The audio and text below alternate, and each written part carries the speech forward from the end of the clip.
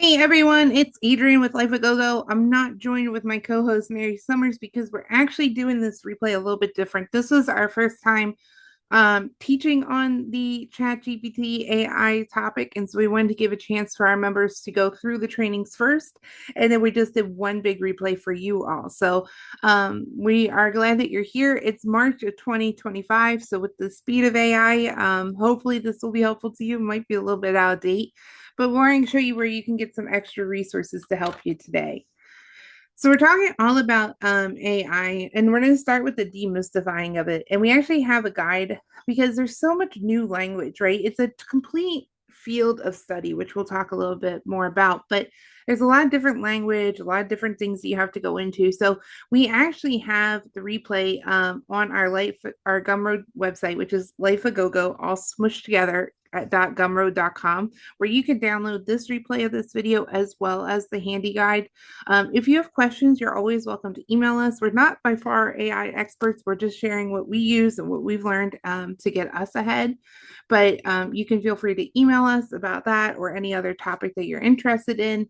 And then, of course, you're always welcome to join us on Sunday nights. We meet from 8 to 9 p.m. It's just a great way to meet other like-minded individuals and to get some new ideas and to share some thoughts as we move through this thing we call life together. So feel free to join us, sign up for our newsletter, or join our Facebook group. With all that being said, let's get into AI. So I feel like there's a little bit of rumor about AI. AI is not Chat GPT. In fact, it's probably older than you are. So I think when we think about it, we hear all this stuff in the news now because it's very trendy.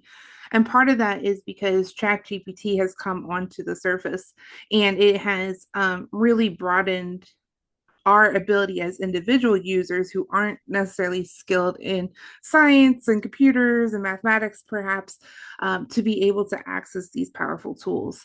So it's actually took place in started in 1955 with Alan Turing, who was just a genius. So he did some really great things during his career, but he put out this idea of computer machinery and intelligence, and it really took off. And you saw on the previous slide, there's a picture from 1956, and that's when they actually coined the term artificial intelligence. And artificial intelligence is a whole field. It's like physics or mathematics. There's a lot of parts to it. So there's machine learning parts. There's how we as humans interact with it. There's robotics. There's all sorts of things. I don't even know. It's like so vast and so knowledgeable. And that's okay, but I just kind of want to give you a history that when we're talking about AI, we're actually talking about something that's almost 70 years old. So, with that being said, we kind of look some of these cool inventions going forward. I'm not going to go all over this because you could pause this video and talk about it more. But you can see here, these are some of the photos from Cornell of Frank Rosenblatt, and he created what was called the perceptron. And it was the first time that the computer could actually think the way that the brain thinks. So we were taking the computers that they had, and they actually said, like, here's how we as humans process images. And so his invention, the perceptron, it actually started to recognize patterns. And it's actually what we still use today as far as like facial lock, screen locks, and that kind of technology.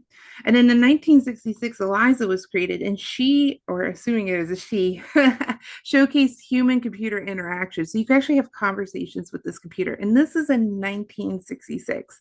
So I know with like Elon Musk now talking about his robotics, and we talk about robotics in the workplace, and there's all these questions that are coming up. I think we think, oh, this is all new, but it actually had conversations with computers in 1966, which I just think is kind of crazy. And a lot of that's based on what did the computer know, which we'll talk about with the different tools as well. But then obviously there's breakthroughs because then, you know, as these individuals started branching out, then we started to get programming languages and algorithms. And then we started to see the actual more human interaction in the late 1990s. So we saw IBM Deep Blue beat Gary in the chess championship. And then I think most of us remember IBM Watson from Jeopardy! And the key there was that Watson had this data bank of information that he was able to pull from. And so not only could he take the questions in real time and spit out an answer quickly enough, he was able to pull from his database and also know some of the wagering as well. And then the more recent breakthrough was the AlphaGo, which was by Google in 2016. Go is a Asian game. It's very complex. It's like 10 times harder than chess. And it was believed that the computer would never be able to understand all the intricacies of it, all those, pros and cons. So like every time it made a move, was that good or bad? But it actually did, and it won, beating the world championship in that. And then in 2020 is when things turned, right? So I think everything turned in 2020. But in terms of our ability to interact with AI, it really came to be in 2020 when OpenAI, which is the company behind ChatGPT, released GPT-3. And that was kind of the first time that people got to interact with it. And in 2022, Chat GPT was born. And Chat GPT is this, the beauty of it is that we can go to a browser, which we all have access to, right? We didn't have access to those mega computers in the 50s, but we have internet browsers, and we could go there and we can converse in our own language. I mean, covers hundreds of languages, right? But we can converse as humans, and the machine is able to understand what we're asking for, possibly with some clarification, and then give us information back. And the field just constantly continues to change. So even during the 3 weeks that we did this presentation, ChatGPT used to be based on a database. So it was last update like June of 2020. So like if you went to ask her what happened last Christmas, it wouldn't know. Now the free version of ChatGPT actually allows for live internet searches, so it can give you resources and stuff. So these tools are drastically changing over and over. And we're going to mostly be talking about ChatGPT, which is a combination tool. And I'm trying to look at my notes because I didn't write it down, of course, exactly what it all stands for, but it actually stands for. I need to ask it what it stands for. But basically, it's an interaction of a whole bunch of tools. So it's a conversational platform. And then it also does some of these other things. So when we talk about different types of AI, like in terms of ChatGPT, it can be a personal assistant. It can help us create content. It can educate us. Depending on which levels you have image creation. So there's a lot of different features in that one platform. So now it's kind of becoming these tools are mixing the different platforms together. Um, Jamie Herbert did a great presentation for us a while back. And again, you could find that on the Gumroad website, where she was talking about how basically we've been living with AI for a while and we've been using it, but we don't really call it AI. We don't think of it as like Chat GPT or robotic. And some of those things are listed here on the side. But like, for example, if you have one of those, Alex with an A or the SIRI devices and systems, you can even easily ask them to add something to your calendar. Can you remind me of this? Can you set an appointment? Can you look something up? That's all using AI. When we use maps, it uses AI to figure out the best routes to go. It also uses AI to promote suggestions to us, just like when we were watching Netflix or getting a news feed. It uses what information it knows and can gather about you and similar users, and then does the recommendations from there. Finance tools like mint.com, if you're using that or you need a budget, those all run off of AI. They take a whole bunch of data that either you provided or that they know from other users and from the internet as a whole, and make recommendations that you can then customize to your needs. So all this being said, it's kind of history repeating itself. We're kind of getting to the point where I know that there's a lot of ethical issues with AI. We're not trying to say that there's not. There's questions on, the good and bad of using even like ChatGPT. But I think a lot of this is kind of what we saw with the rise of cell phones and the rise of the computers. So if you think about it, when the internet first came out, most of us weren't on it, right? Because most of us didn't have the home computers. We weren't even aware of what was going on. If you did know, it was very hard to navigate. Like you had to write in the exact website address. And we used to have like lists of like, hey, check out these 30 websites. And you would go to the library and they have like a little bookmark, like so you could find things. And then Google came along in 1997, really revolutionized the way we could search, because now instead of knowing the exact website, we could look for the topic that we wanted and get those results. So we're kind of now at that stage with this chat GPT. Obviously, the gurus and the people who are really into that kind of technology, they've been using it probably since 2020, if not before.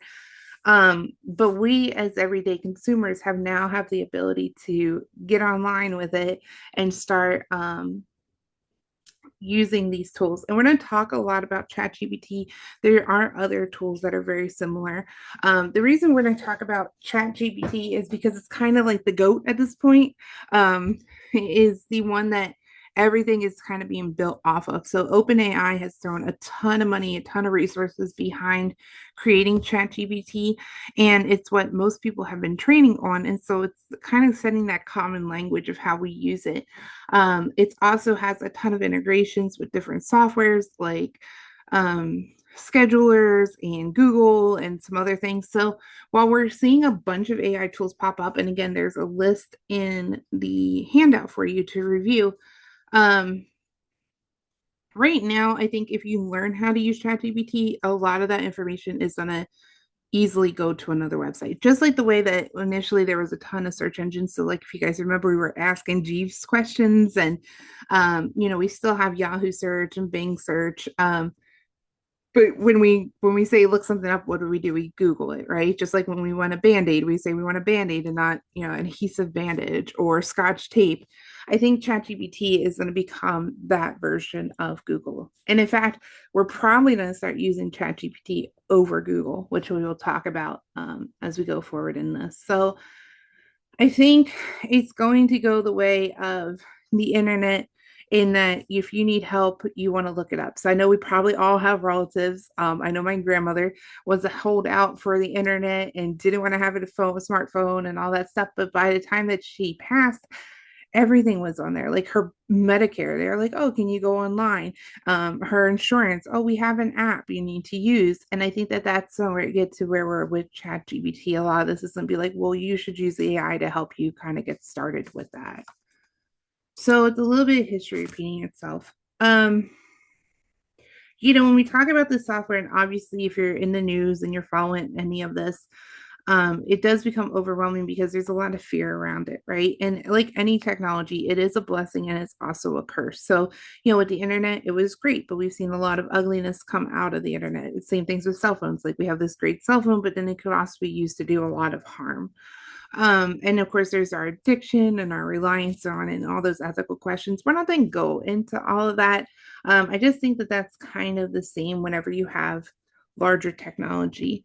But one of the things that we want to do is we want to talk a little bit about just being safety prepared. So, one of the things to do is to just try to stay on top of the privacy settings and your notifications as much as you can so that you can change your settings if you don't want to share certain information with the different platforms. I know this is way harder than it should be to do because they're always changing. And I know it's always at the most awkward time. I'm like, yeah, sure, I'll look at that later. I don't.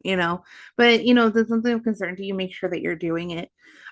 Make sure that you take anything offline. So it's better to look them than to act them. And so with AI, and especially I think by the end of this year, we're going to see what's called an AI agent. So we have AI in different forms. We have like genies and wizards and bots. And again, all that's in that handout. But there's actually this thing called an AI agent that can actually be a person or be yourself. Like you could feed information into it and it will act and look so very much like you that people might not know that you're interacting with someone else. So there was a scam recently where somebody was on a Zoom call with their boss and there was like they got this email from like their leader saying, "Hey, I want to talk about changing this investment and let's head up a Zoom call." And it was him and a couple coworkers on the Zoom call and they were like, "Yeah, can you move the money?" And you have approval, and he went to move the money to find out he was the only real person, or at least the only genuine person on that whole thing. All of his coworkers were fake. All of his boss was fake.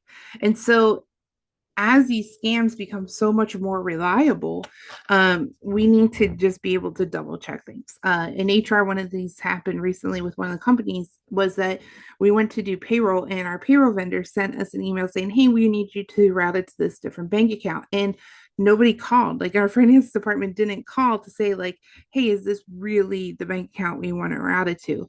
And so when we questioned it, they're like, "Oh no, I didn't call." So it took a simple phone call just to verify it with our person, like, "Hey, is this really from you?" They're like, "Yes, it's from us," and we sent the money. But if we hadn't done that, we could have lost, millions of dollars on that payroll transaction. Plus, who knows the other further implications. So, if you're in doubt, take it offline. The other key with this is kind of going back to the old school ways, right?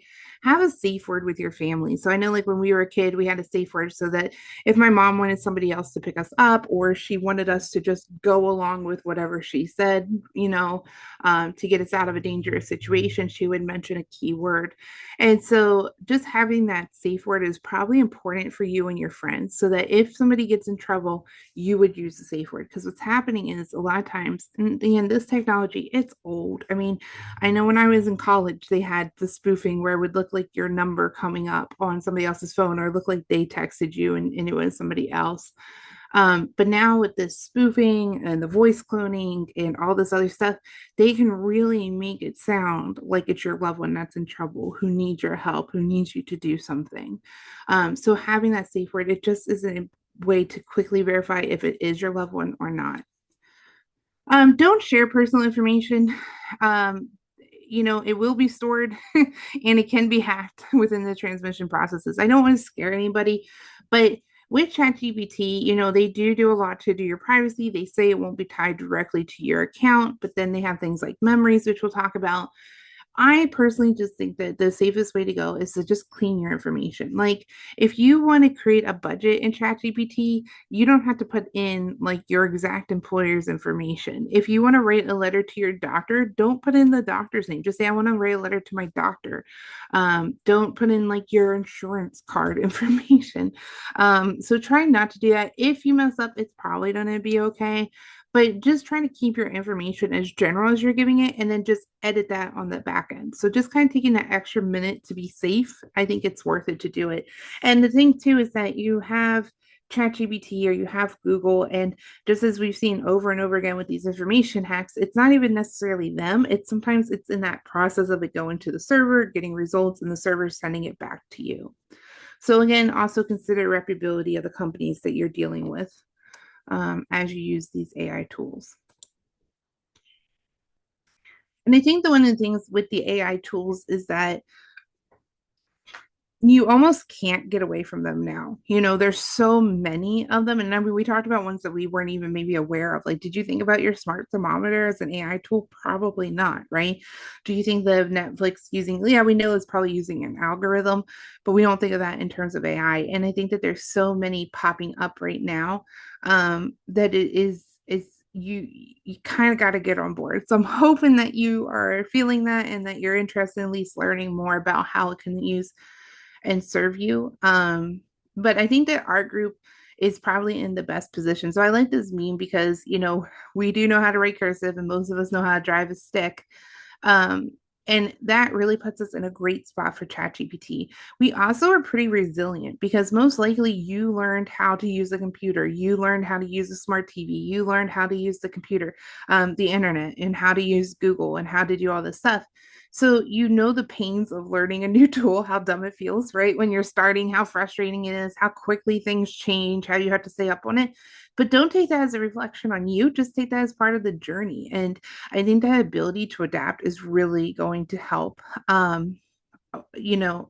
moving forward. The other thing is that we are going to use ChatGPT in a way that helps us move things faster, but we definitely don't lose our ability to think for ourselves. So I know that there's always questions about kids and the ethics of that. But for our group, I know how to do long division. I could look up a word in the dictionary or call somebody to figure out how to spell something if I needed to. But the fact is that having that little squiggly line show up when I misspell something on the computer is just so convenient. Having a cell phone in my pocket to do division every time I need to, it's just so convenient. And so that's kind of where the chat GPT comes in, and how we'll be using that tool. So to wrap up this section, just around AI in general and where it's kind of heading, I think that overall, we're seeing a bunch of players on the field. There's Google, there's Microsoft, there's there's these bots, there's these agents. So really, I think a lot of people right now are trying to compete with ChatGPT, and there's also tools that are built on top of ChatGPT to make it even easier. And there's a whole list. I think we put in like the top 20 tools that are out there into the handout. The key where it comes into is what can the tool do? What is it designed to do? So like ChatGPT can do a lot of things. Some of these can do really great imaging, like Dolly E, which is which is actually what ChatGPT uses for its free version. It's going to come down to the cost of the product, and then it's also going to come down to the information that it has access to. So before, like this week, ChatGPT was all for the free counselors, all backed up on a database, whereas other tools like Perplexity, which we'll talk about in a little bit, was actual live. It just searches the engine; it doesn't have a search result. There's going to be tools that allow you to put in your personal database.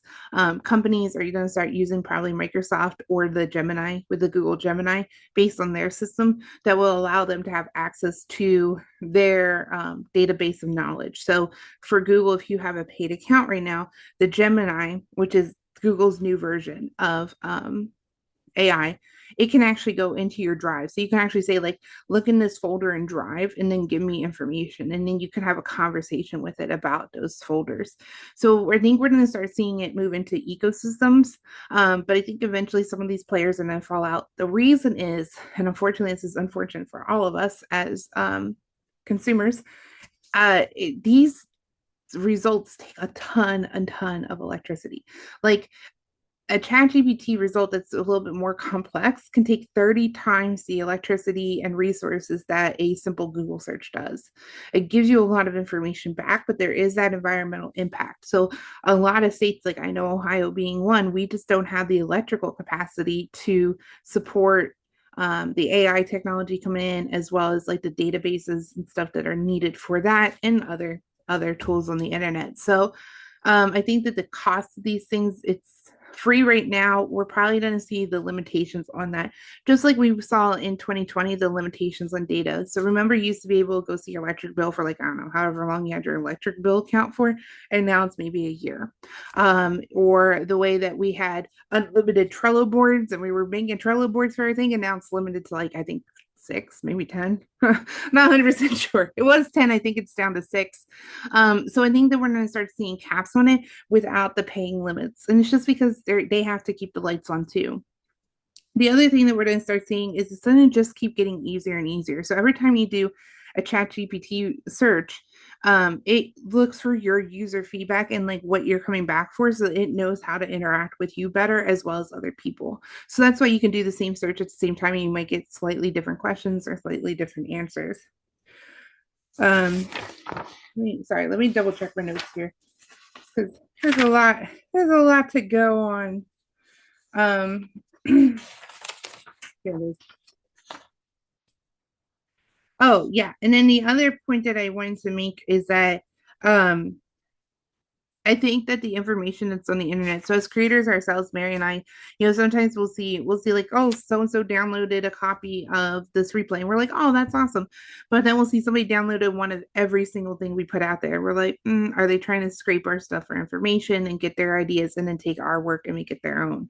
So I think what's going to happen is you're going to see either a formal paywall where you actually have to pay for the best information that creators have. I know a lot of creators I follow have gone to like their own personal apps, their own personal branding, so that they don't have to put information on Facebook and be at the mercy of Facebook or other sites. So I think that we're going to see that, and it could also be a paywall in that you need to sign up for the newsletter to get the best information, right? I think we'll start seeing that from some of the high value content drivers. I think we're also going to have the ability to look at things that are just written with ChatGPT and not finessed, and know that it's probably ChatGPT like content. And I think it's the same way that we look at a photo now. We can be like, I think that person's using a filter, right? And they're just like little tells, right? Like maybe their skin's a little too polished, maybe this. And it is going to get harder and harder. But if you're, I think in 2022, if you weren't a knowledge expert, you were able to use ChatGPT, which would fund all these other ideas, and it could put together this amazing paper, this amazing blog post, and people would be like, "Wow, that person's so smart," right? But now we're going to be starting to question whether it's their real knowledge or if it's AI. And I think as you start using these tools, you can kind of pick up when it's somebody else's. I think like a key sign for me when I see something in written with ChatGPT is that it's very flowery. Like it's this huge, long, beautifully written email. And I text this person, they're like, yeah, okay, yeah, yeah. They can't put 4 words together in a text, but they're going to send me like a 5-page flowery email. So I think that there's just some of that over polished look right now. And I think we're going to get a little bit better at doing it. And it's also going to be able for us to be able to easily check if it's AI or not. So even right now, if that's something of interest, you could go on ChatGPT and ask, like, how can I see if a photo is fake? And it could give you websites that would help you look for that. Um, so that being said, I think where ChatGPT is going to be as strong, and again, ChatGPT being the placeholder for all these tools, where it's going to really help is it's going to help us be able to be more creative and free up our minds. So I don't necessarily think we'll work less hours. I think, you might work 8 hours, but the level of content that you're going to be able to put out is so much better. So, back in the day, when parents were walking uphill both ways, to school, you had to go to the library. If you had to write a paper, you had to go to a library, you had to check out a book, you had to handwrite the notes, and you had to handwrite the paper, and then you would turn it in. And you probably would do like one paper a semester, right? And then, the internet came along. So now it was like, hey, instead of 5 resources, you now have to have 10 because you can go on the internet and you can get these resources. And then it's like, hey, you can type in the paper. So now maybe you're doing a paper every 2 weeks. And then it was like, as that expanded, the rate of which we're supposed to have this knowledge has greatly expanded. And I think with ChatGPT now, it's going to be able to analyze these different ideas so that it's not going to be necessarily can you go find information and research it and put it together, but can you make more of those creative connections? The other thing that it does is it takes away that blank page dilemma that we have. So we talk about this a lot where, some of the biggest issue of procrastination is just not knowing what to do next, right? Like you have this massive to-do list, but you don't know what are you going to work on after this. And so that's why it's so helpful to have it on your calendar. Like, I'm going to do this, and then I'm going to do that, and then I'm going to do this. And you could just start knocking it out because you're not taking that brain power to be like, what do I need to do? How do I do this? If you're writing an email, so much of the email is like, hello, how are you? Blah, blah, blah. And we don't think about that, but like, how long does that take to put in? And also, there's some of that emotional connection to it where ChatGPT doesn't care. So you can just tell it what you're trying to write an email about, and it can spit out the email. Now, again, that human part, what you put in is going to matter, and then how you edit it is going to matter. But you can just kind of get through those more administrative like task to get to the heart of what you actually want to create or what you want to share with the world. So I think that there's a lot of benefits in it, and I hope that you're starting to see some of those as well. So that was kind of the first part of our presentation, and now we'll go into diving into AI. I'm going to pause this for 1 second so we can go ahead and get that chapter marked. Okay, welcome back. So now we're going to actually get through the fun part. Hopefully, you're sold on why you probably need to at least explore ChatGPT and similar tools. Um, and now we're going to kind of talk about why some other uses for it. And we're going to only be looking at the free version. So there is a paid version of ChatGPT. There's also free versions of other tools that include ChatGPT, which we can talk about more. But we just want to talk about the free version. And I'm hoping that you're willing to try this out with us at least so you can kind of understand what's going on, and we will dive into it together. So we're going to make that assumption that you're going in.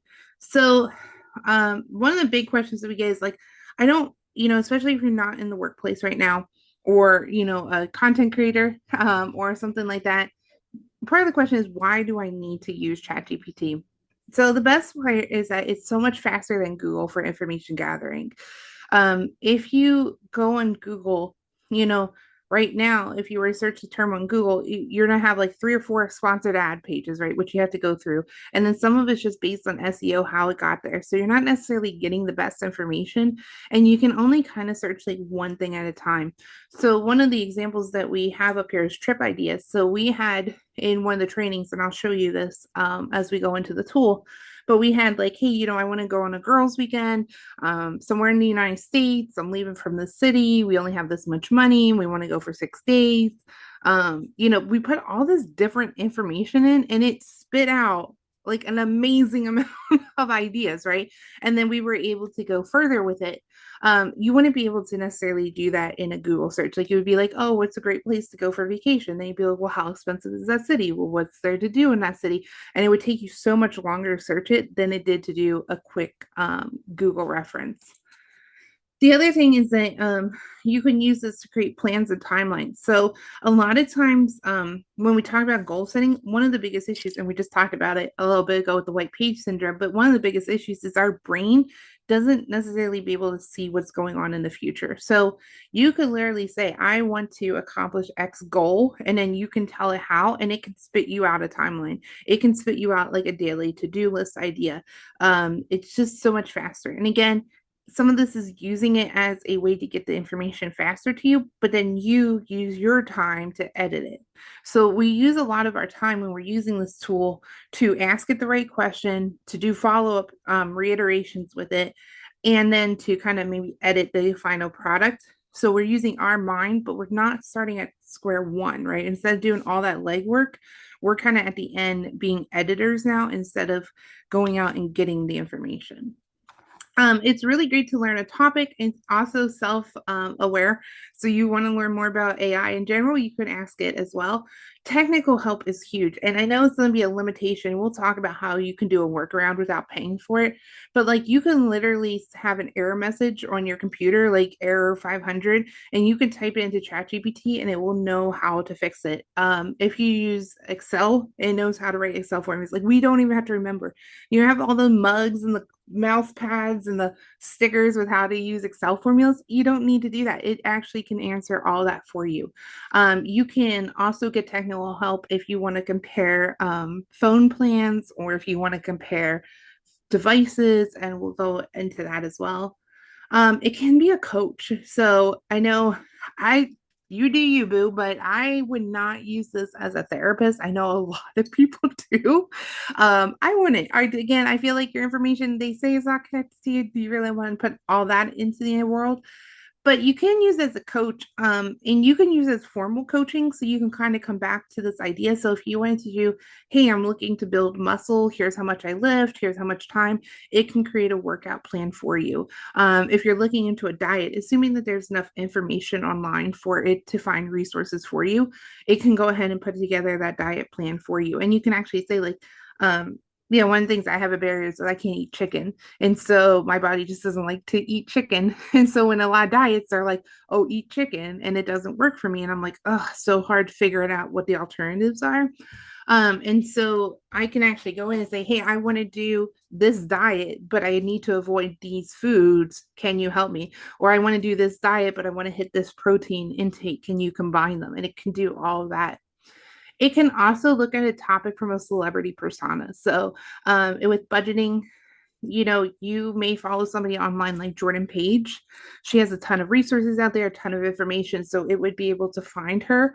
Or you can go big, like a Dave Ramsey that probably everybody knows. And you could say, like, I'm trying to create a household budget. I want to follow the principles of Dave Ramsey, or I want to follow the principles of Jordan Page, and it's able to take that information.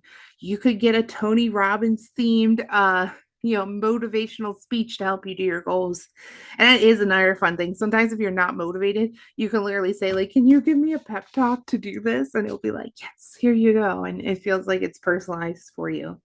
It's great at brainstorming, and it also helps you explain to others. So sometimes when you're a subject matter expert, you're so into a topic, or you are so far away from that kindergarten mindset that maybe your kid or grandkid has, that it's hard for you to explain it to them in a way that makes sense to them.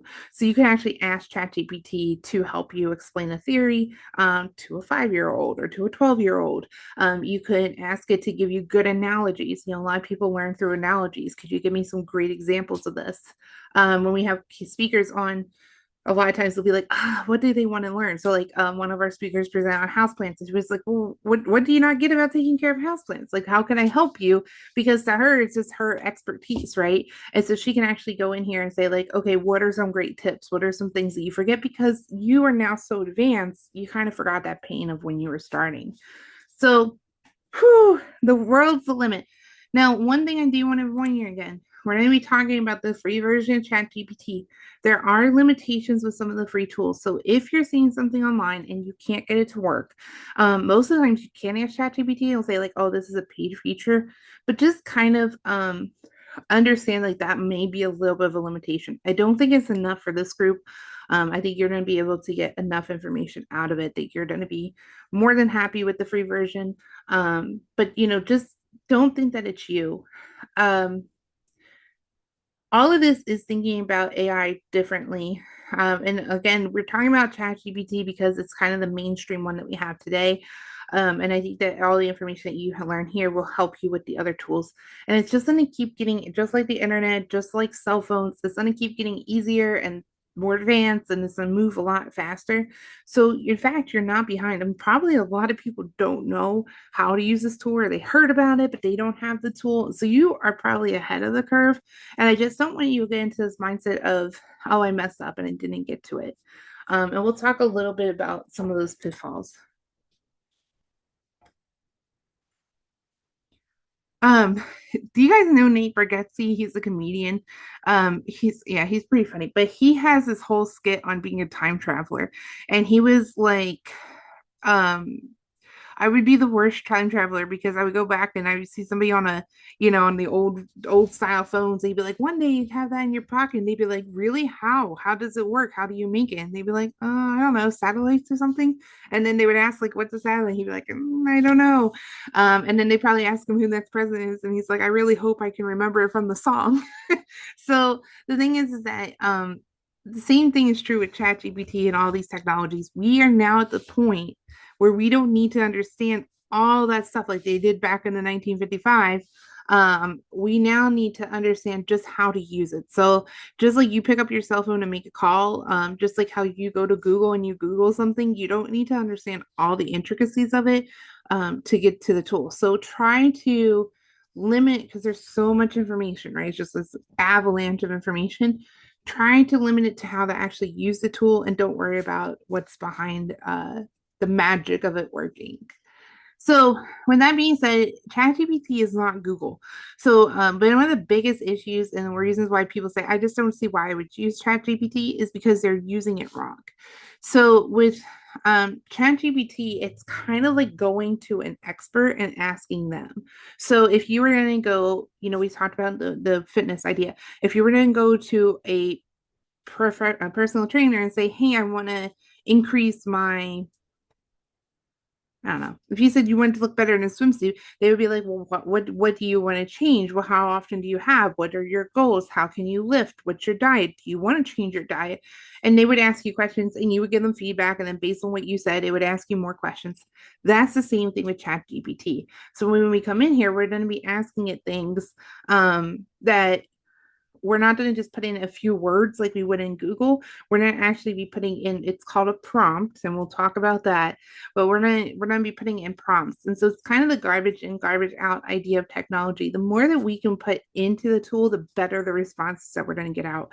So again, it's a little bit different than Google. Instead of putting in a quick search term, we're going to put in more depth prompt, and we're going to answer questions back and forth with the tool until it feels like it knows what we're looking for, and then we're going to be able to interact with it.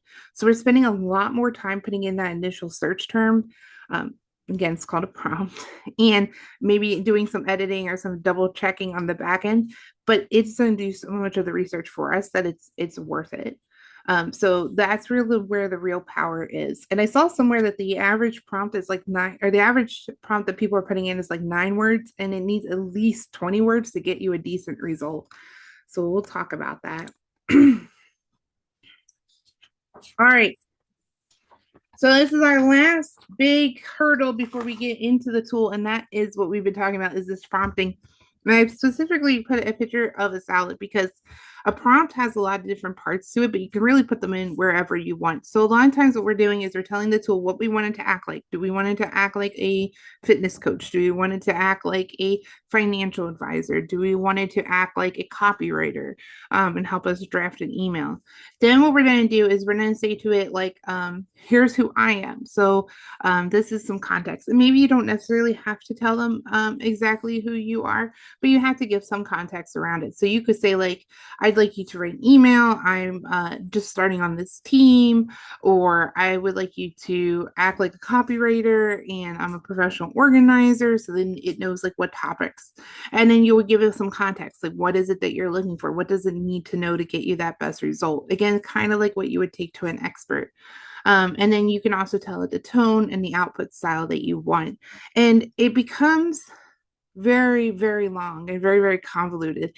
And a lot of people on social media and Instagram and stuff or on YouTube, they're like, oh, I created this great prompt. And then they read you like a whole page. And to me, my eyes just glaze over.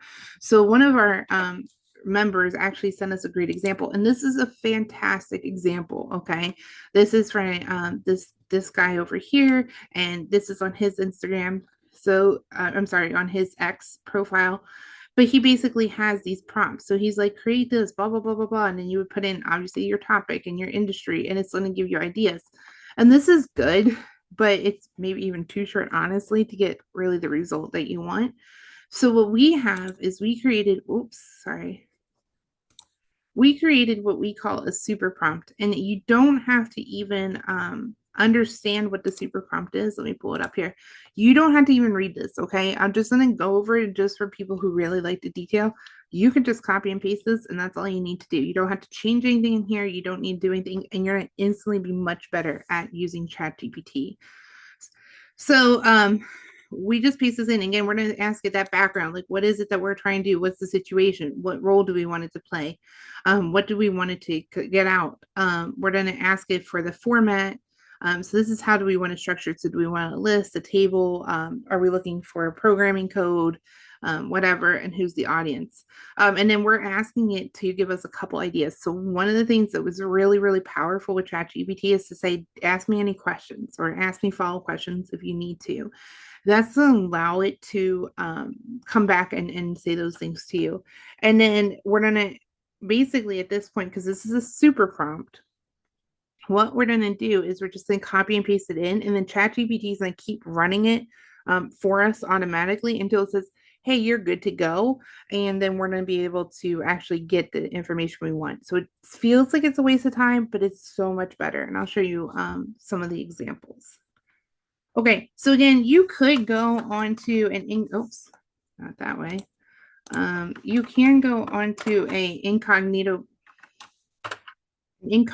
browser. Remember from our tech trainings, incognito is not necessarily private, like it's not tied to you. It's not secret, but it does allow you to have a little bit more privacy when you're online, especially with keys and that kind of stuff. So we're going to go to openai.com. That again is the head company. There is also a chatgpt.com, but basically we're going here and you're just going to go with ChatGPT. We don't need to log in. This is 100% free. I personally think that this has too many limitations, and I do recommend that you log in. So you just create a basic account, and the reason is that it can actually store our history, and you can edit things, and you can go back to it. So I'm going to show you what that looks like in my normal browser. We're going to actually come back to that incognito browser though, so don't worry, follow along. Okay, so I'm going to log. Oops.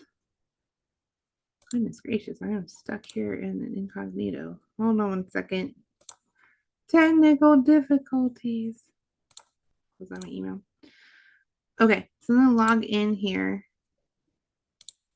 to ChatGPT.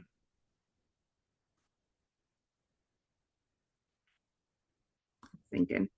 Okay, great. So I found my name. So a few things to remember up here. There is a customized ChatGPT setting, which is kind of nice. So if you want to, you can put your name in here. You can tell it what to do. You can tell it what traits to have. We'll come back to that. And anything else that it needs to know about you. So this is just if you want to fill this out, you don't need to. But then that way it would know, like if you're writing an email, it would sign it Adrian or whatever your name is. It wouldn't have to necessarily ask you those questions. The other thing that came out recently for all accounts, not just the paid ones, is this thing called memories. And so if you go to personalization under the settings, go to personalization, and you'll see memory. I have it turned off. Memories are things that ChatGPT is going to pick up about the questions that you put in. Now, again, you can be looking for all sorts of information on here, but it might like remember that you got a puppy, or like if you mention a coworker, it might remember that that's your coworker, and you can actually click on manage memories and see what it has, and you can clear ones that don't really apply to you. I just think probably turn it off. It's just probably a little bit more private. I'd rather answer a question. But then on the left-hand side here, you can see these are old chats that we put in. And so this was one of the ones that we did on our training. And I'm going to scroll to the top here and show you. So if you see here, again, you don't have to read this. You just literally need to copy and paste it into the box. We did that. That's our super prompt. And this is great. And so then he says, like, tell me what it should be about. And then I pretty much put in the search result. Now I know this and I want extra information. So I tried to put in like the age range and how much money and that kind of stuff. And so then it came back with these questions. And so the more of these questions I can answer, the better. 5 is kind of the general rule of thumb. And probably doing at least 3 of these iterations is going to get you to a good thing. So then it asks this question. So I kind of numbered the question responses that I had in here. And then you can see it ran this prompt. Again, you can just ignore this whole box. It's then give me some suggestions and some extra questions. This is our second time through. It gave me an extra prompt. Against prompt is just it's telling itself what to do. And then actually at this point, this was only our second one, but it felt like we had enough information. And so it says, do you feel like you're ready, or do you want to go and edit the prompt again? And so we just said like, yeah, we're ready. And then it gave us the search results. And so it recommended Stewart, Florida, La Jolla, California. And I think that was it. And then it gave us some extra ideas of what it considered in here. And so then our group decided that we actually wanted to go. Hold on a second. See if I can. Okay, I can't. Okay, that's fine. We actually decided we wanted to fly out Reno. And so this was actually on a revisit of it. Okay, so our group went and we did the whole La Jolla thing and we broke it down and we're like, well, yeah, we want to do paddleboarding. Well, what if we want to go in September? And that's why logging in is helpful. We could just come right back in here. So when we tried to do the follow-up training, we said, you know what, let's fly out of Reno instead. And so it updated our prompt again. We don't need to look at that gray box. We can ignore it. And it said, would you like me to search for it? We're like, yep. And then it gave us this whole idea of how we could do it, either another options or going back to La Jolla. So, and then from there we could continue on.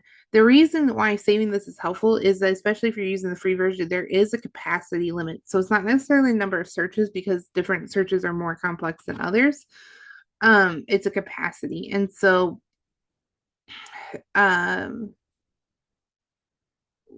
when you're able to revisit it, you don't have to start from scratch every single time or copy that prompt. Now, if you were doing the completely free version, what you could do is you could copy this and then try to save it. It's getting to be a lot.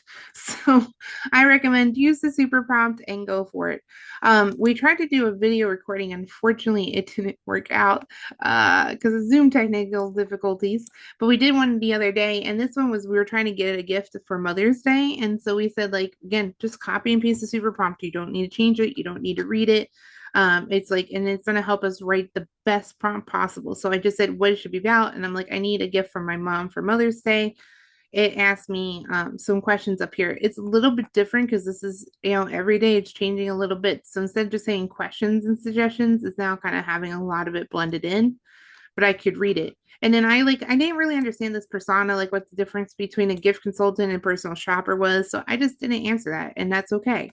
It can kind of keep going. So then it gave me my revised prompt. Again, last time it was in a gray box. This time it's in here. It's just the tool learning how to do it. Don't get hooked up on that. Just kind of read through and get there. So it asks, like, do I want DIY items? What's my budget? And then it gave me this back. And then we got to this point where it said, this looks ready to go. Do you want to generate gift ideas? So in this case, we went through, let's see here. We put in the major prompt. We answered 1 round of questions, 2 rounds of questions, 3 rounds of questions. So we went through 3 of them, and then we were ready to actually get our search. So I'm like, yes, please generate the ideas.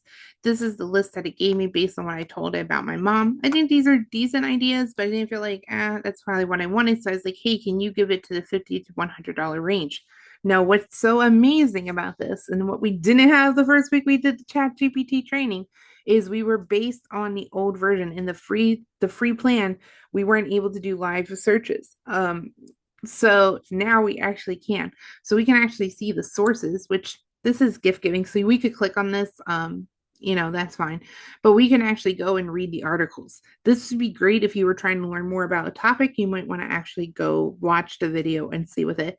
Or if you want to see more of these ideas from the individuals, or if you wanted the actual item, you could click on it and it could show you, like, here it is to Amazon. I could just go click here and buy it on Amazon.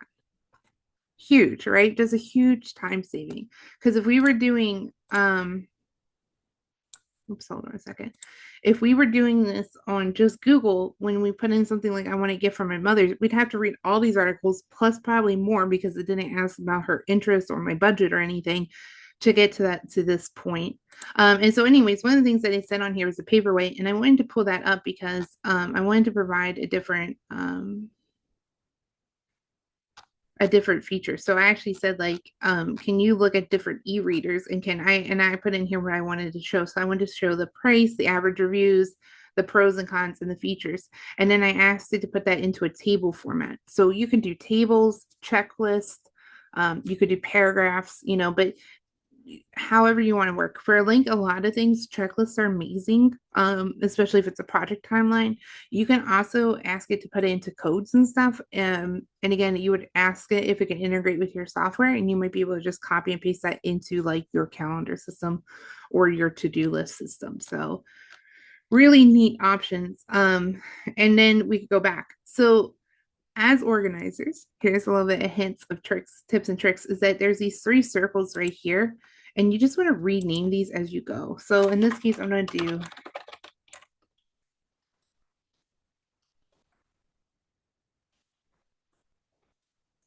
just name that as Mother's Day gift ideas. That way, if I decide to come back in, I can see what it listed out. I can go and ask it questions, or I can I can come in here and I can edit it. This is also a nice feature. So in this case, hold on a second. I know I just saw it. Where's the value, guys? Okay, here. Do you see this little pencil icon? This actually allows us to edit things. So it says, I would like my gift to be a higher dollar value. Can you suggest something in this price range? We can edit this. So instead of being $50, I could do $25 to $45. Right? And I'm going to hit send, and it's going to change everything that we just saw below. Now, while you're live, at least, you're able to see this 2 of 2, and I'll show that once it comes off in a second. Hold on. I say, you know what, that was a mistake. I don't want to do that. I could edit this again, or I can actually hit here and go back to see all that information. But if I want to move forward with just that $25 range, is going to give me these new ideas. And so then I can kind of say, like, okay, what might be the best options here. So example, she says the big book of tricks and for the best dog ever. I can also say, like, can you more dog books, including reviews and the key topics they cover, and then it will go through. So just like if I was going to ask a gifting expert, they would want to know how much money, what does your mom like, what does she have, and then I can kind of go through here and say, like, okay, I do actually like the idea. What do you have in that? And then they would be like, oh, here's 5 books. Do you see how that kind of works out? So it's different. It's not just putting in a search and then you going through all the inventory. You're actually having more of a conversation with the Chat GPT. All right, so we're gonna get out of here so we can actually show you how it works in real time. So when then go to a new chat, you get to that just by clicking up here. It says new chat. And what I want to do is I want to copy our super prompt, which again is in that guideline. It should also probably be in the comments. Let's go here. I don't need you to do anything other than just copy this and paste it in. And we need a topic. It's always nerve-wracking because we're live. So let's hope it goes well. I think what I'm going to do is I want to set up a garden. Spring here in Ohio. It's easy to care for garden at my house. Okay. Doesn't really tell it much. So we're going to get a lot of questions back, right? So because I don't have memories turned on, it doesn't know where I live because I don't put anything in the box. I could put that in my box. I could say like I live in Northwest Ohio, which I think is very much public information. But so it's going to ask me some of those questions because I don't have that in here. So okay, so it's going to say so kind of looking more, we don't really have to read necessarily up there, but I'm kind of looking more at these suggestions like what kind of plants do you want, vegetables, a budget, how much space do you have, where do you live, anything I like or dislike. Okay, so probably should have thought this one through a little bit more. So I live in Northwest Ohio, part of the Great Lake region, which is important because we actually are in a higher zone. There's actually 3 zones in in Ohio for plant growing. I want to start an easy to care for flower and herb garden. It has 2 large raised flower boxes, and I would like to spend less than with soil and water and drip irrigation. I would like to spend less than $200. I love sunflowers, dahlias, and dahlias, the heat, morning glory, and other variety self-seeding plants. All right, great. So again, I didn't answer all the questions. I just answered the ones I felt like, I wanted to start with and kind of come off of that. So then it says like, do you want to reduce yearly planning work? Like, yeah, a mix would be great. How do I want to use the herbs? So that's really interesting. I didn't even think about that. I would like pollinate your plants. How much sunlight do the beds get daily? Do you prefer a more structured design or a natural free flowing look? Any color preferences? Okay, great. So a mix annuals and perennials. And you guys can speed up this recording so you don't have to watch me type out then. Herbs are for cooking, especially drinks like tea. I love the idea of pollinator friendly plants, and they are on the east facing side of the house. I don't know how many hours that is, but without any shade. I like the free flowing look. So I'm not going to be answering about the question of the color of flowers, and I didn't really answer 100% about the use, but most of those were answered there. Okay, so now we're going through this one more time. It says, do you want to include decorative elements? And should I include chips for harvesting or drying teas? Like, no, I'm just looking to plant it. Oh, this is interesting. Do you want any fragrant plants or night blooming flowers for evening enjoyment? Are you interested in mulch or ground covers? Yes. I don't want to invest in decorative elements, and I don't want information on harvesting right now. I do love the idea of night blooming flowers, and definitely want to reduce weeds. Okay, so again, I didn't even spell all those words right. It knows what we're doing. It's smart. It's super smart. But honestly, as an individual, I didn't even think about night blooms. Like, I mean, I know they're out there, but I wouldn't know about that till I got to the garden center. Okay, so it says it gave some other suggestions. So I could go back and answer this a little bit well, but it's basically saying, you know what, I think we're ready to go. Um, so it says you're ready to go unless you want to add any final touches. If I say, yep, I'm ready to go, great, let's get started. Or yes, or whatever you want to put in. So awesome. Okay, so here's our final prompt. So I could copy and paste that, and then it's saying, would you like to dive into gardening planning now? So let's go through and just count here for one more time, just so you guys can see how the super prompt really just helps you get started. So with the super prompt, we didn't change anything in it. We just put a really basic sentence in to just get us going. I don't really count that as a reiteration. So this is the first one. I answered some of the questions. This is the second one. I answered some more questions. This is the third question. At that point, he said, we're good to go, because I did ask it to create the super prompt because this will help you if you don't want to log in.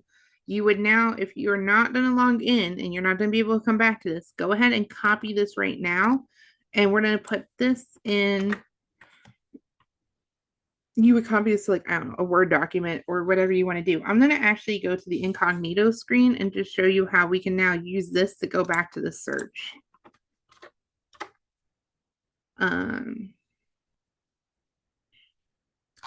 Okay, so he's actually going to start now generating our results here. We're able to, this is what we're gonna do on our next step on the regular screen. I'm just showing you how we now were able to, so we don't have to go back and do all that work again if you copy this prompt. If you have a free account and you log in, it's saved on your left-hand side, so you don't have to even worry about this, but I know some of you don't feel comfortable with that, and that's okay. This will get you started. And so now it's basically coming up with a whole bunch of stuff. Seems like it takes a lot longer on the non-logged in version of it. But wow, we are getting a ton of information. So okay, so let's see here. So it's basically giving us, so the plans include having all of these step by step for selecting it. So it's actually giving us selection, it's giving us some ideas. Got night blooms. Here's the layout. So here's where I can put in my different bumps, which is great because look, it's actually doing it by height and all that kind of stuff. I mean, this is fantastic. I might actually use this, guys. It's telling me how to do the soil. It's telling me about my irrigation, weeding control. Here's my budget breakdown because remember, budget was important to us. And then here's some final notes. So what I can actually do here, now I'm not gonna go into all of this because we're on the incognito window, so we're gonna probably hit it higher. But what I could do is, like, I could say, like, can you generate a timeline for when I should do these tasks based on the plants you recommend in our class.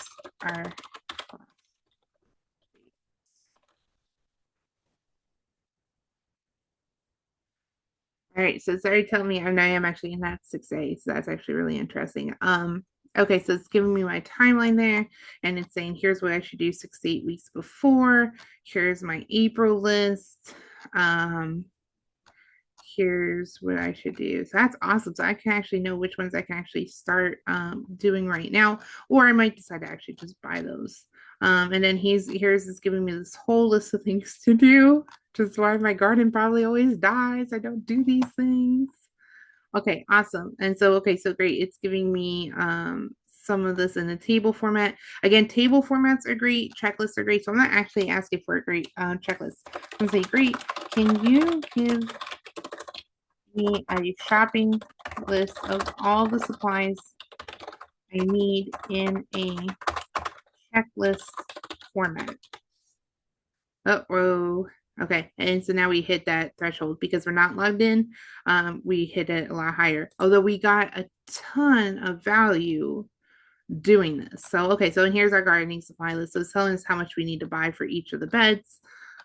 Here's our plants that we need to get, our irrigation system. Just wow, like how awesome is all of that?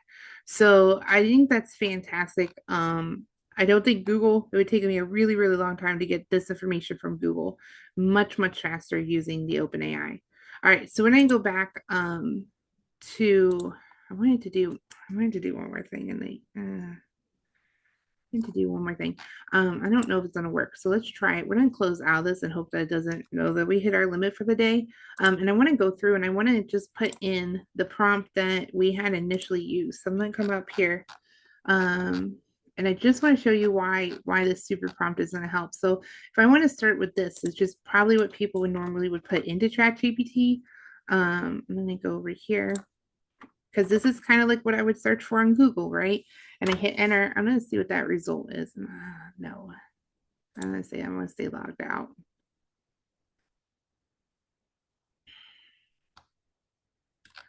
So you can see here, because it didn't ask for questions and we didn't ask it to ask us questions like we did in the other ones, it's just kind of giving us general information. And honestly, this is probably a blog post that you could find somewhere on Google.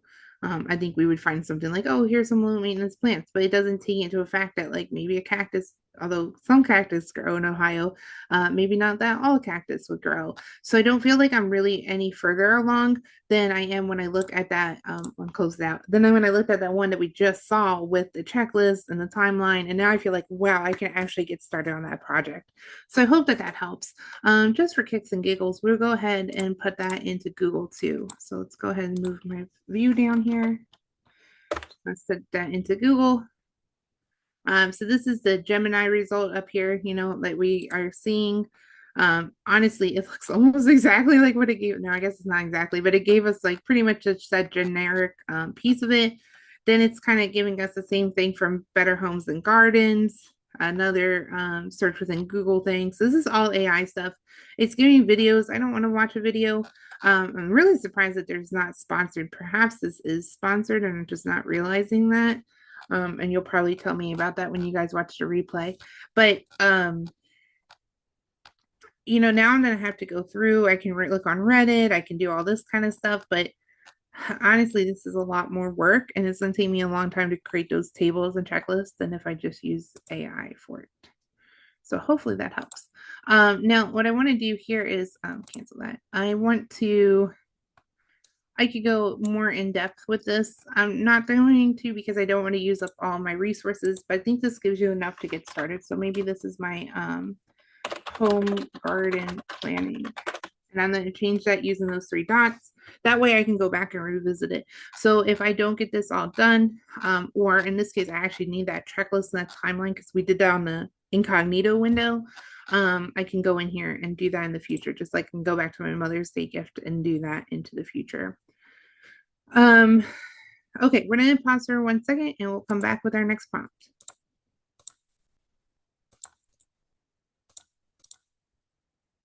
Okay, so next what I want to show you is how to write with ChatGPT because I think that this is something that most of us are interested in doing. So again, we're going to come up here and we're going to open a new chat box and we're going to say that I would like, I'm not going to use the super prompt this time. You can if you're not getting the right results. I feel like it kind of knows how to write emails and stuff, so I'm not going to do that. The other thing I'm going to do is though, because I'm not using super prompt, I'm going to ask it to ask me questions, but it doesn't like to have two things to remember. So just kind of like my spouse, you know, I ask them to do two things, we don't get it done. I ask one at a time, it works. So what I'm going to do is I'm going to say I would like to write an email, and I'm going to ask it at the end to just ask me questions. So if I say, can you write this email for me and ask me questions? That's too much. But if I say, this is my intent, ask me questions, now I'm only asking one thing. I hope that makes sense. So hopefully that makes sense to you guys. Okay, I would like to write an email for my group, Life Go Go. I would like to use a sample email so you can understand what I am looking for in my tone. I please ask me any additional questions to help write this email. And then a key, again, being organized, you can hit Shift Enter on a window or Command Enter on a Mac, and that will get you a new line. Chat GPT doesn't care, but us, if we go back, we like it to look clean. We do care. So now right here is the sample email. Okay. And then what I'm going to do is I'm going to actually go into our Life a Go-Go email from last week. And you got to want something that's a couple paragraphs long, something that you genuinely written, that you feel like, yeah, this is pretty much the theme of what we like. And then you're going to copy that. Now, if it's way too long, we'll talk about this in a second. We can actually say, like, I'm going to do it in multiple posts, and then can you just wait for me, and it will wait. So I'll show you that on the next thing that we do. I think this will fit. So again, you can hit Shift Enter or Command Enter on a Mac and paste that in. And so I said that my intent is, so I was saying to AI, I want you to write an email. Basically, it knows I want it to be a copywriter for my group. So I'm giving a little bit of context. I'm saying I wanted to use the sample, and then please ask me additional questions. So the only thing I'm actually using here that I'm actually asking for is the additional questions. So this should hopefully work. If it doesn't, we'll just edit it and keep going. That's no big deal. Okay, so granted, obviously it's the sample has a warm and encouraging tone. Do you want to use that? Yes. What are the key details, the call to action, the sign off? Okay, great. So the topic is, this week's topic is wrapping up our intro to AI with where we will share more details, resources, and examples, as well as answer individual and answer members questions. You can see I'm not really even doing great English here because it does it all for me, so I don't have to worry about it. I want to keep the same tone and sign off. The meeting is 3:16 is Sunday. I think you would know this. Sunday's 3:16, just in case, from 8 to 9 p.m. Eastern Standard Time on the same Zoom link as in the sample email. Okay, great. The call to action is for individuals to join or to catch the replay on, or to catch is to join us live. Just join us live. All right, let's just keep it like that. Okay, great. All right, so now because I use my voice, it's gonna sound a little bit more about that, but yeah, we always say that it's hard to believe we're doing that. That is true. We actually do that. And so it says that we can join. Now, I don't want to do this because I'm worried about my credit running out, but because we're on the free account. But what you could do is you can actually put in like 3 or 4 different emails. And so this isn't a writer. So you can see I hit the free limit for Chat GPT 4.0. The 4.0 is the live one. So we probably should have been doing this differently. So what we could have done is we could have switched our model to the 3.0 mini or the 4.0 mini, or just automated, but that's probably would have been better. So we probably should have done that initially. We didn't. Oops, sorry. Now we really messed it up. Oh no. It's okay. We just keep going.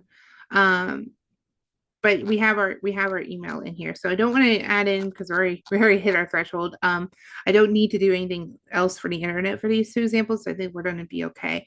But you could put in more, like 3 or 4 examples, and that's going to give it enough to do. The other thing that I can do, so I can go 2 paths here. The one path I can do is I can say, like, great, I will like this. Can you give this to me in other formats? So I can say,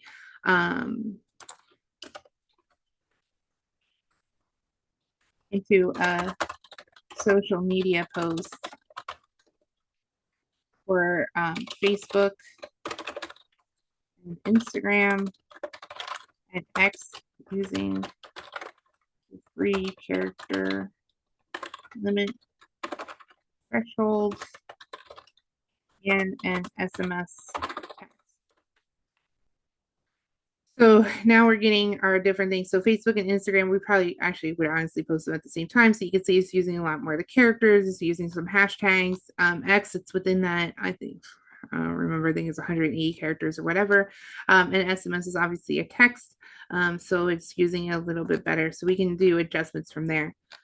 That's pretty cool, but it might not apply to you. So if you are going to be using this to write, you would have to make ones that have constantly different themes. So for this, I'm going to save this over here as life go weekly email and social posts. Now, if I have something for the Y, and with the Y, I typically use a different tone, or I'm talking to a different group of individuals, then I would use a different, I would just start another chat, do the same thing that we did here, where basically I'm going to tell it that I want to copy in and use those different voices. But if I use the same voice over and over again, what I can also do is I can actually ask it to write, and we're going to put this in here. So write, can you write this as a custom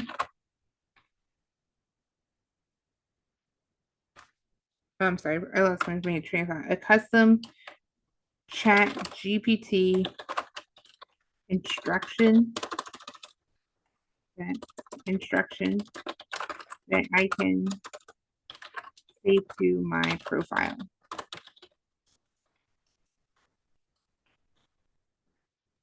And then, okay. So here's what it's doing. It's giving me all of this information. So it's telling me like, here's my approach. Keep these in here, blah, blah, blah, blah, blah. So I can do, what I can do is I can copy this right here. So I can just go ahead and copy this. And I can come up to my profile and I can go into the customized Chat GPT, and down here, in this box, we should be able to put that in there and save it. And so now when it's going to write an email, it's going to write like that. Now, if I wanted to have a more professional tone, and I already put this in here, then what I would want to be is like, hey, can you do this in a professional tone? And it can definitely tweak those things for you. But this is just kind of a way to get your messaging without having to go through it over and over and over again. So I can keep this in here. So next week when I come in, I can say, great, can you write a email and social media posts for our meeting on 3/23. The topic is adult spring break. We'll be focusing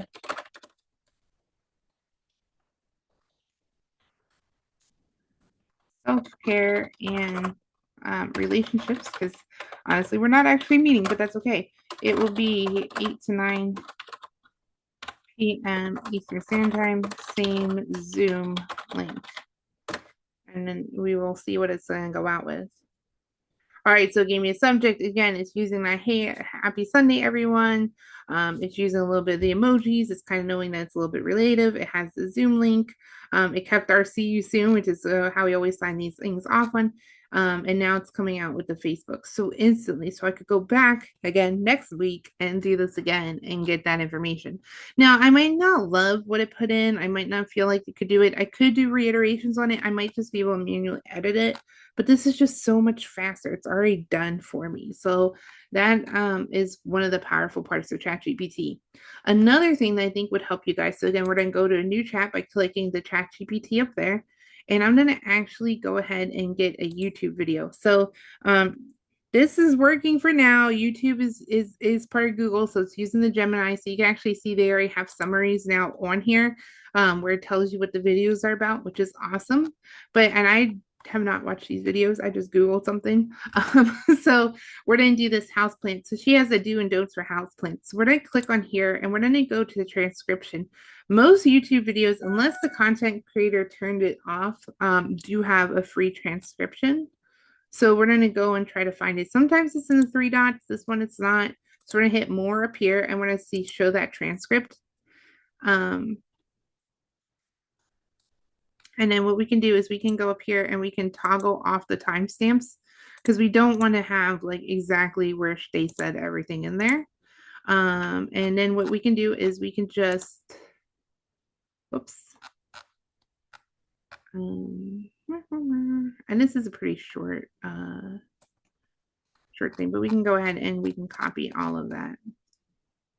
So we're going to copy all of that, and then we're going to go into ChatGPT and we're going to say, I want you to summarize this video transcript into an actionable list of tasks. All right, and then we're going to paste that in, and we're going to go ahead and put that in there. So now instead of doing this whole thing and taking notes on that video, now this is only a 3-minute video. It's actually able to tell me all the key points of what she told us. So that's pretty cool. You could use this for SOPs. So if like you have somebody showing you more detail of like how to pack an emergency bag or how to make a recipe, instead of sitting there and taking notes on everything, you can put that in. Now, garbage in, garbage out. If you know, they have an accent or something and they said something a little bit wrong and the YouTube translation didn't pick it up right, or the chat GPT to understand like maybe terracotta isn't necessarily what they meant to say. Obviously, it is in this case.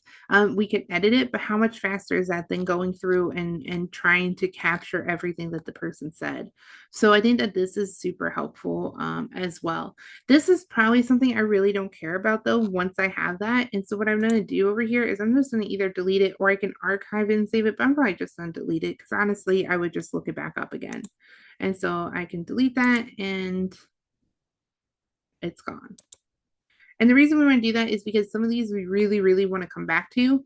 And that's going to be more important to us than the other stuff going forward. And again, the other thing that you could put in there is to just say like, I think it has a 4,000 character limit. That might not be correct. But if you hit the character limit, just say like, I'm going to post this over multiple. Please wait to proceed. So to share a transcript with you, it will be over multiple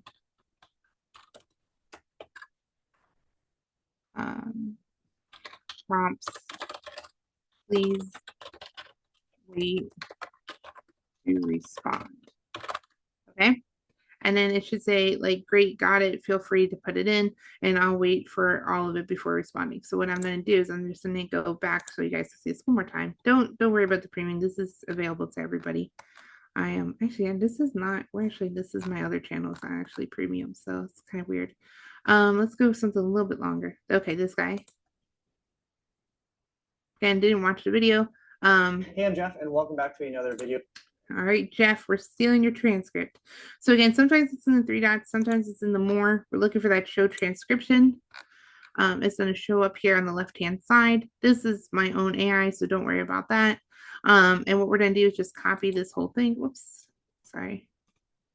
If you click on it, the problem, so sometimes it's easier to get it. You can either go, I don't think they have a select all. Let's see here. If I do control A, no, it doesn't work. So unfortunately, you do have to scroll down. So it takes a second. That's okay. This is still faster. So we're just going to scroll all the way down here, Jeff. Scroll the bar, scroll the thing. Bye-bye. Okay. So and then we're just going to scroll back up and highlight everything that we want to do. We would still be looking for a pen and pencil though if we were doing this by hand. So this is okay. It's just going to keep getting better with time. You know, that's the exciting part of AI. Okay, good enough. And then we're going to copy that and then we're going to go in Chat GPT. This is probably going to be too long, so we're just going to try to paste it. Actually, are you joking, Chat GPT? You let me put all that in there? Wow, that's pretty crazy.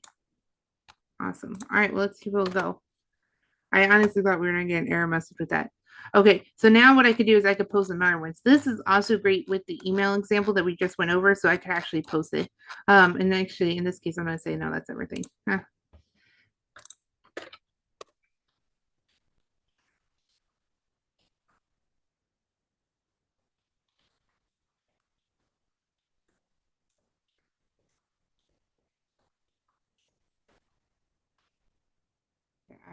Action to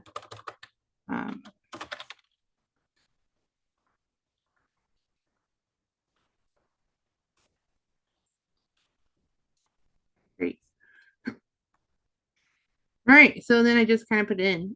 So it's going to give me the summary, it's going to give me the overview, it's going to give me my key points.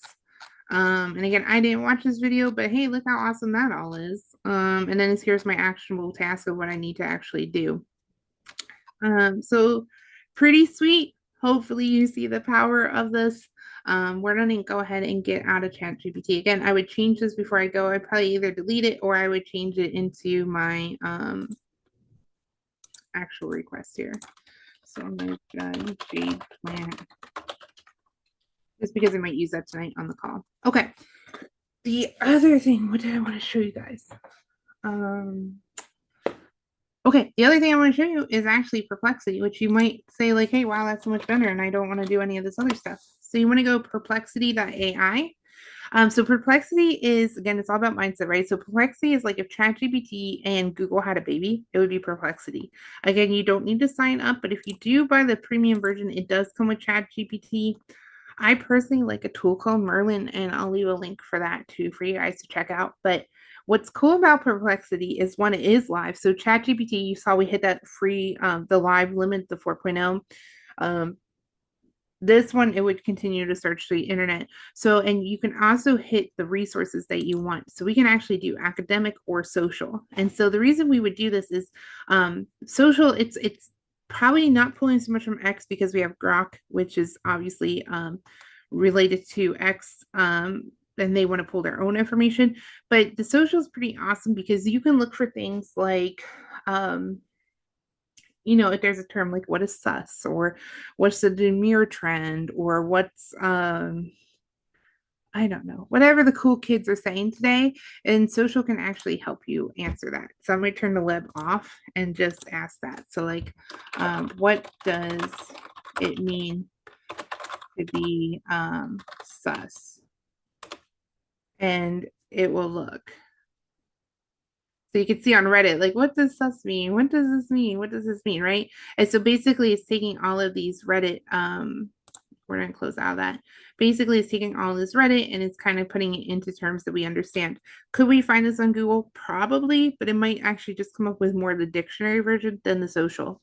The other thing that we could have on here is we could ask for how, like we could go back to so let's go back to our gardening. So let's go back to home. We can go here on this globe. We're going to click at the social. And we can do like,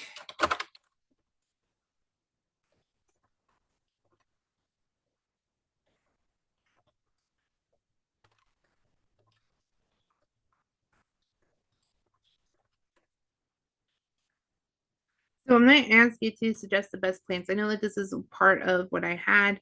And so what I wanted to do is I wanted to, oh shoot, not attachments. I'm going to actually ask it to just look on the social because I know what Google says, but I want to know what like actual people are saying. So it's going to hit that, and then you're going to see all the sources actually come up here that it's pulling from. So you can click these and actually read more about it. So here's some of the ideas. Now it's not asking questions and stuff. We could go back and reiterate it. And I think that that's why you kind of want to use both tools. To do this. You can also say like if you want to know like we know unfortunately with the catastrophe that happened in like the North Carolina, Tennessee region, with the floods and everything, and the media wasn't even able to get in. The information that the media can post is not necessarily always, they have to verify some of that. So you can actually go in here and get like the individual perspective. And this is real time because this is fully live. So that's another reason for a social. If you want to, you can also do academic. And then Perplexity has deep searches where it can go really deep on a topic, and you get a couple of those a day, I think, for free. So pretty awesome. You can also click over here and do the search images. And so actually we'll show you some of the pictures that it's talking about, and you can also do the search videos. So these are actually videos that you can watch to get more information. So again, it's kind of like getting a curated Google result for you. The reason I like using ChatGPT is I would not necessarily have even thought of the night perennials for it. So like having started there, I'm able to come over here and then ask what I want on Perplexity. So I think Perplexity is great if you're doing like a more traditional Google search. If you're looking for the coaching, if you're looking for the emails, if you're looking for to-do lists and tables, ChatGPT is still a little bit more where it's at. So that's pretty cool. All right, we're gonna go over our slides just to make sure I didn't miss anything crucial. Hopefully, I think we're wrapping up here. We'll see. We talked all about that. So again, great prompts. You can use our super prompt, but basically use longer phrases and descriptions. Tell Chat GPT who you are and what actions you want it to take.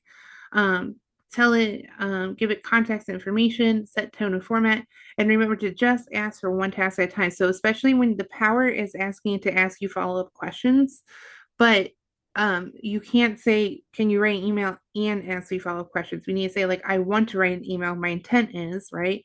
And then ask me follow-up questions. It is conversational. Everything starts with a prompt. We do recommend the super prompt just because you'll get the better results.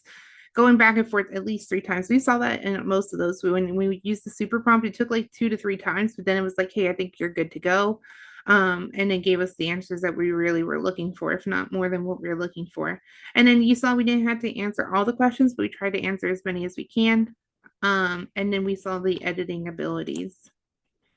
So with this is no longer true. So the free one on the 4.0, you can get live information, which is so awesome, so exciting. But if not, if you run out of credits on that, you'll get into the database. So again, that doesn't really matter if you're wanting it to write you an email or if you're wanting it to write you to coach you on something or put together a timeline. Even the plants, honestly, the plants probably haven't changed since June of 2024. So I think that what you should do is just use the free version as much as you can without the Chat GPT 4.0 on, and use the database memory for that kind of stuff. There is no history, but there is memories. If you don't sign in, we do recommend that you sign in so you do have that ability to go back and look at the chats. You can't include photos. You can't generate images. You can't create custom prompts, which would just save you time going backwards. Although, kind of what we did with the email, what you could do is you can set that up. And so instead of having a custom prompt where it would just automatically spit out everything, we already did all that. So I think it's fine for our uses. And then again, you're going to hit that data threshold a lot faster. When we're using the incognito browser, we hit it like almost immediately. When we are actually signed in, we had a lot more to get through. And we actually only hit the in-depth, the 4.0 results, the live results. We didn't hit all the results from ChatGPT. And so now Ken starts the slices. So this again, it just changes so quick. And we'll talk about some alternatives here. So that's the super prompt. We talked about that. The perplexity, we talked about that.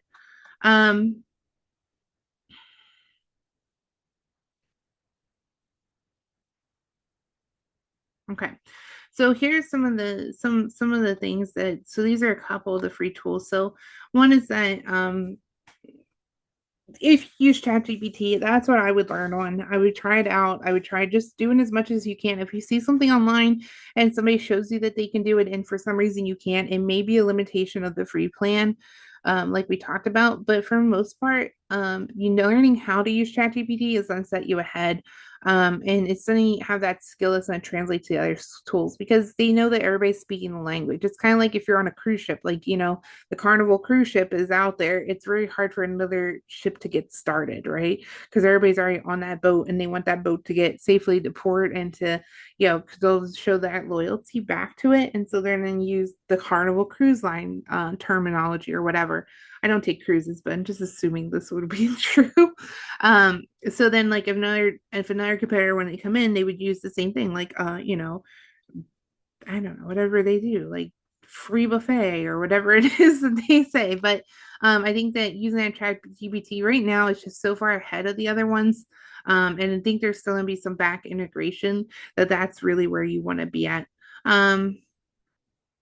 If you want to know if it works with your other tools, like, hey, can I export this into Excel? Can I tie this into Asana? Can I do this into Trello? Like, whatever it is that you're using, you can just go ahead and ask it. It is self-aware. A couple other things is Bing Images. So Bing is Microsoft search engine. Bing Images, it uses DALL-E, which is what Google does. I mean, what ChatGPT uses, but it's free. So you can go there and use Bing Images instead. And then there's also one called Chat PDF, which actually allows you to upload a PDF document and then you can converse with it. So the way that I see this working mostly for this group is if you have like benefit booklet, like those huge booklets that your benefits company gives you, or a policy booklet, like your home warranty policy, and you want to know if something's included or not, you can actually load that into Chat PDF. Now, if you have the paid version, you could do all this in Chat GPT, but you can go to Chat PDF, upload it, and then say, hey, is this covered? Or what are my limits? Or you can even actually ask it to summarize those benefits for you. The other thing that you can do is you could put in like the manual for your phone or your computer or something. If you had a manual that was really intensive, you could do that and then have it give you out the steps. I think Google is really, really coming in as a powerhouse. I mean, we saw them, early on with the Go simulation as well. So I know as a Google phone, like on my phone, just when I go into the Google browser, I now have the Google photo search. So it doesn't do people, and it's not 100% perfect, but it's way better than it was. So I can actually take a picture of like an error on my car and it can tell me what that error is. Or I can take a picture of my laundry tag and it can tell me how to care for that garment. So just some cool things that are coming along. Google's also going into the PDF so that if you have a PDF, you can start searching and asking for it in real time. So again, everything is coming really fast at us. But being new on the scene, you're going to be so far ahead. And hopefully this video helped you. Let me see here what else. Oh yeah, and these are the other resources that we personally liked. So obviously YouTube and social media, there's a ton of stuff out there on how to use AI, and you'll see people. If your eyes glaze over, just go ahead and copy that transcript into into ChatGPT and have them tell you what it is. Jeff Sue, I just like Jeff Sue a lot. He has a lot of great content, especially if you are more into your career. He has a lot on like the different Chrome and Microsoft tools. Lots and Solutions is really great for beginners. He's on YouTube. He also has a blog. And then I personally learned a ton from using Agent Efficiency. I mean, this is just kind of like the tip of the iceberg, but they're training and they have some free stuff that they cover on their podcast, but they also have really great AI training for the basics of AI, goal setting, advanced uses. So I think those are really great resources for you going forward. So we will include the slide deck as well as the notes. We'll actually have a little bit more in the slide deck because it'll be the full one that we went over. And I hope that this was helpful. And again, feel free to comment back with any questions if we can help you. And in the meantime, we hope that you'll join us on another call live on Sunday night, or at least join our newsletter feed so you can catch future replays. Thank you guys so much. Take care.